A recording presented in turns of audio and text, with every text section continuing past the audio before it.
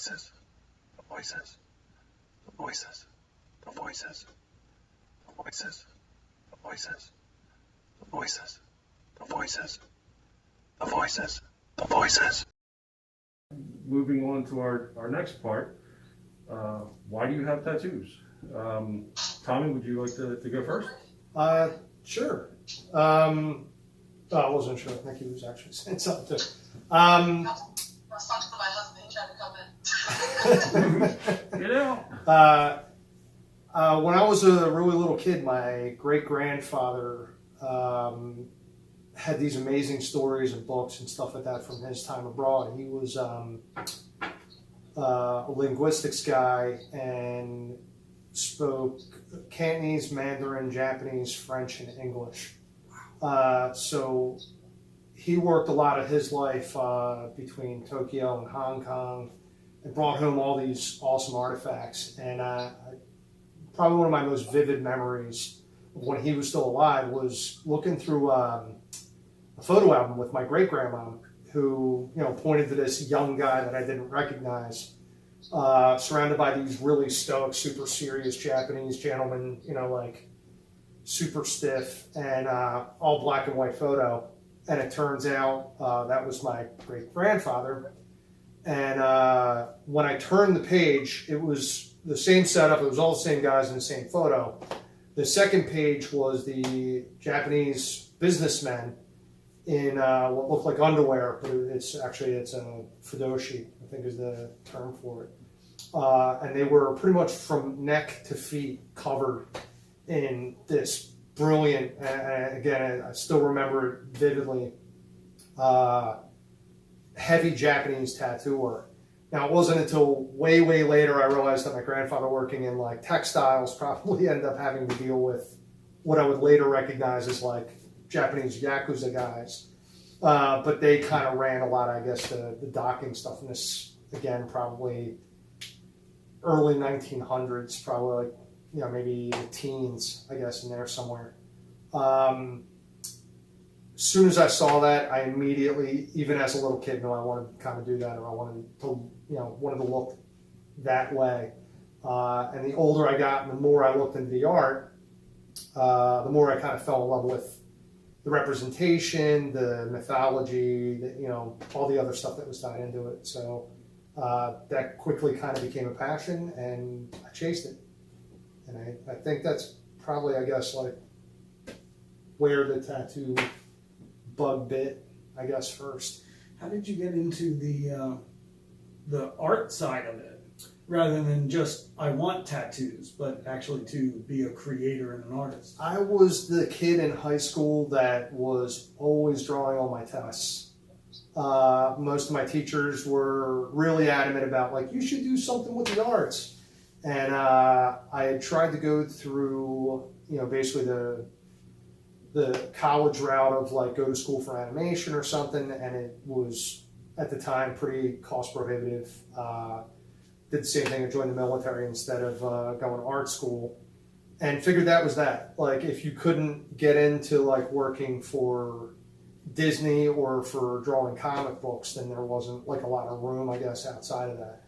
But while I was in the service, I ended up drawing a lot of tattoos for guys that were going away on like weekend leave, or, at the time when I was stationed in South Carolina, it was actually illegal to tattoo anywhere in the state. This was in the mid-90s at that point.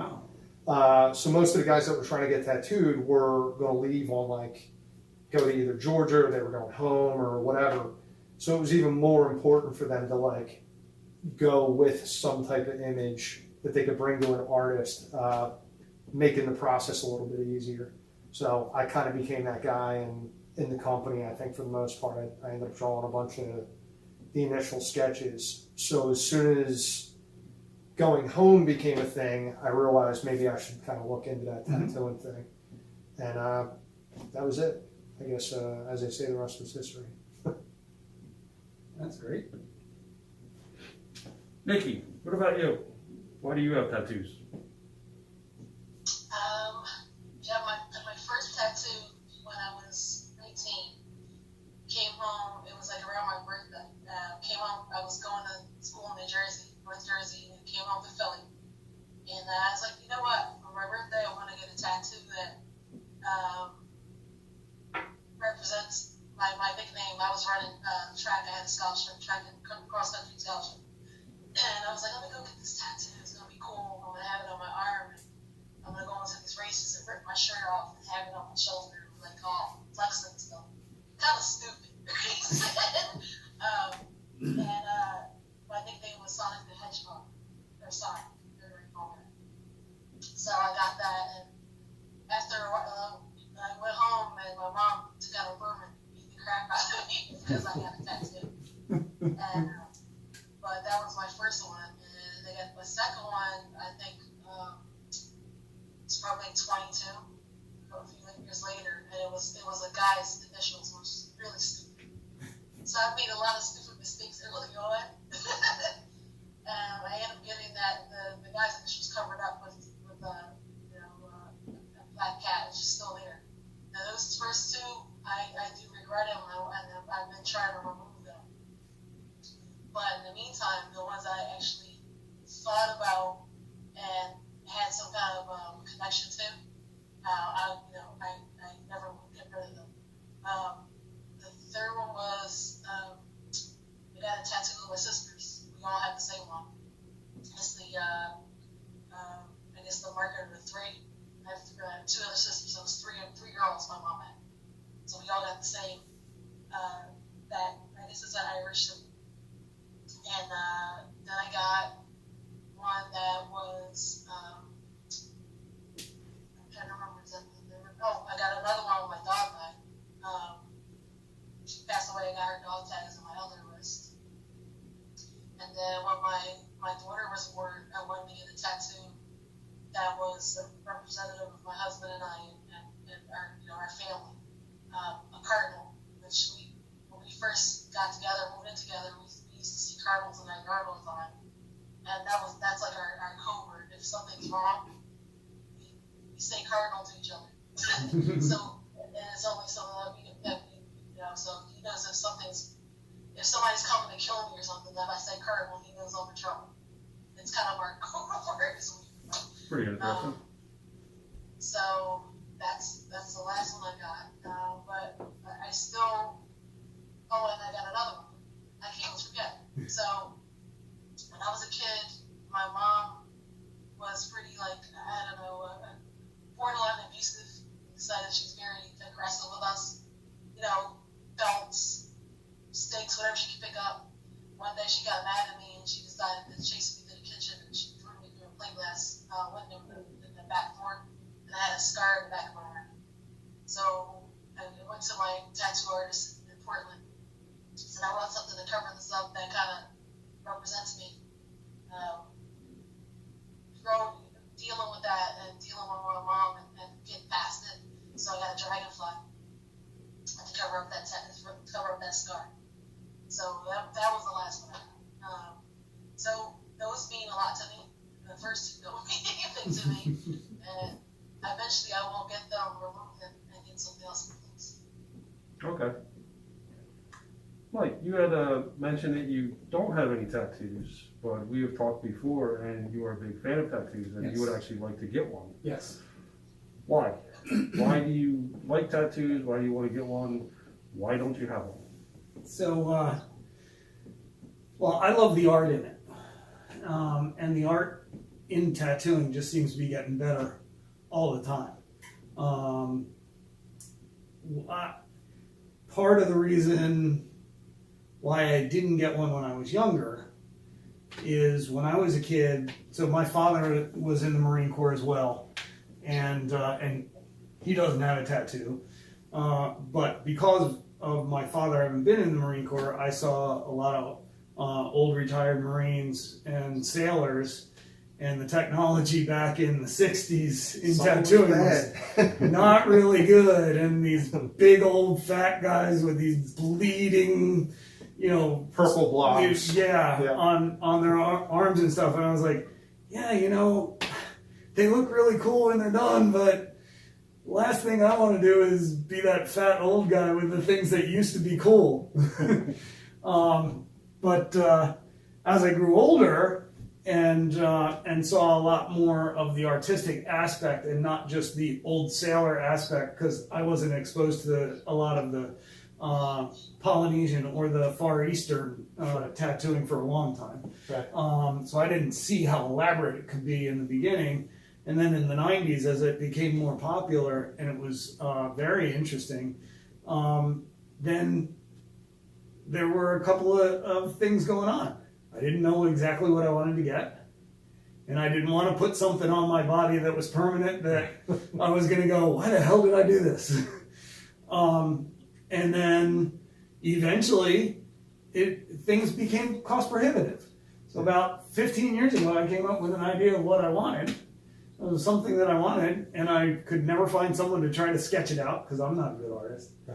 So I had that idea, and the funny thing was it wasn't a marine tattoo, and I was like, well, if I get that tattoo, I'm gonna have to get a second tattoo, which is a marine tattoo, because I can't be a marine that doesn't have that has a tattoo and doesn't have a marine tattoo, kind of thing. But so it's really just ended up now as a cost thing. It's understandable. That when I was a kid, I wasn't really into tattoos. My stepdad had tattoos, and he just looked like a big fat biker. And it's not that I was against tattoos, I just didn't feel as if they were for me. And I had a girlfriend who went and got a tattoo, and I didn't have a problem with her getting the tattoo. It's just she went with her friends to get it, and I thought like I would go with her. Then again, she also went to New York for New Year's with her friends, and I was at work, so I guess I kind of should have saw that coming. But as I was in college, a friend of mine that I met in class that I'm, believe it or not, still friends with now. And it's been a few years since those college days. But he had tattoos, and we were talking about it, and he was going to get another one. And I decided that I think I was going to get one. I just didn't know what to get. And I came up with some really stupid idea that I would get on my arm, and I'm not repeating it. Because it's a really stupid idea, and I am glad. It was a Tweety Bird or a dolphin, we know. I'm a big Black Sabbath fan, and I love the song Iron Man. I'll just leave it at that. And probably had a little Tweety underneath it. But every time I would tell him about this tattoo and all, he would just roll his eyes at me, and eventually I decided that okay, it is a dumb idea. That's why he's rolling his eyes. I'm not going to get it. What do I want to get though? I need to get something. And I was watching wrestling on TV one day, and one of the wrestlers had a cross on his arm, and it made me think, like, wow, that looks really cool. I've seen that before somewhere. And if you get the actual album, the Ozman Cometh album from Ozzy Osbourne, came out in like 97 or 98. It has, on the back cover, there's a picture of Ozzy sitting on a bar stool, and he's holding a chain, like a necklace chain, and there's a cross on the bottom of it. And it's just hanging there. It's like, that's what I'm going to get. And so I got a cross on my arm, and it had like barbed wire around it and everything. And, that started the trend.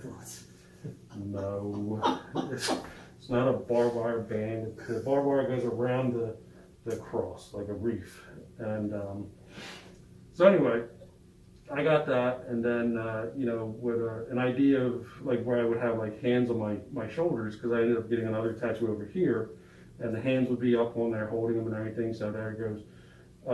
It would kind of look like on the back of the album cover where he's holding the chain, And years went by, and I never did anything with it. But then I started getting other ideas, and like I said, I'm a Black Sabbath fan. I love Black Sabbath, and the song Paranoid, it really.